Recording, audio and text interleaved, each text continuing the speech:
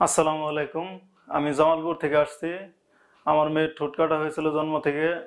আদ্দিন হাসপাতালের এখানে অপারেশন হয়, এটা খোঁজ জেনে আমার মেয়েকে আইনে অপারেশন করছি। এখন খুব সুন্দর হয়েছে, আমার মতন স্বাভাবিক ঠোঁট হয়েছে। আর আমার মেয়ে যখন হয়েছিল তখন অনেক মানসিক বা পারিবারিক চাপে ছিলাম, সামাজিক চাপে ছিলাম। খুব কষ্ট লাগছে যে এরকম একটা হয়েছে, অনেকে অনেক কথা বলছে। আজ মেয়েটার ঠোঁট অনেক সুন্দর হয়েছে, জন্য ভালো লাগে। এখন আসছি আমি তালু অপারেশনের জন্য। আর আগে যখন ঠোঁট অপারেশন করেছিলাম তখন কি হাসপাতালে কোনো টাকা পয়সা নেয় নাই, আরো বরঞ্চ যাওয়ার সময় যাতায়াতের জন্য গাড়ি ভাড়া দিয়ে দিছে এনারা। স্যার বা ডাক্তারের হাসপাতাল কর্তৃপক্ষ, নার্স সবাই অনেক ভালো, খুব ভালো ব্যবহার করছে। আর এখানে রোগীদের জন্য থাকা খাওয়া সম্পূর্ণ ফ্রি। হাসপাতালের পরিবেশ অনেক ভালো। এখন আমি আসছি আমার মেয়ের তালু অপারেশন করার জন্য। তালুটাও অপারেশন করছি গতকালকে। ইনশাল্লাহ আল্লাহ চাইলে তালুটা অনেক ভালো হবে ঠোঁটের মতন।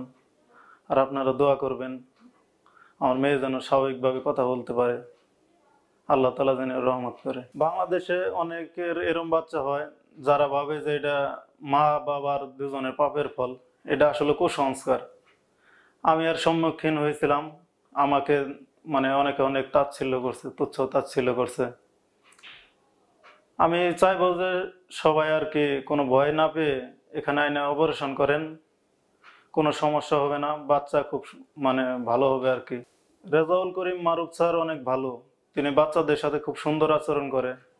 গতকালকে আমার বাচ্চা অপারেশনের থিয়েটারে নিয়ে যাওয়ার পরে আর কি কান্না করছিল, পরে স্যারে বাবা মা ডেকে ডেকে কান্না থামাইছে। খুব সুন্দর ব্যবহার করে, স্যারের ব্যবহার অনেক ভালো, রোগীকে নিজের সন্তানের মতন মনে করে আর কি। আমি এই স্মাইল 10 সংস্থাকে ধন্যবাদ জানাই এই ধরনের ভালো একটা উদ্যোগ নেওয়ার জন্য। নইলে আমাদের মতন গরিব মানুষের আর কি এই চিকিৎসাটা করা সম্ভব হতো না আর কি।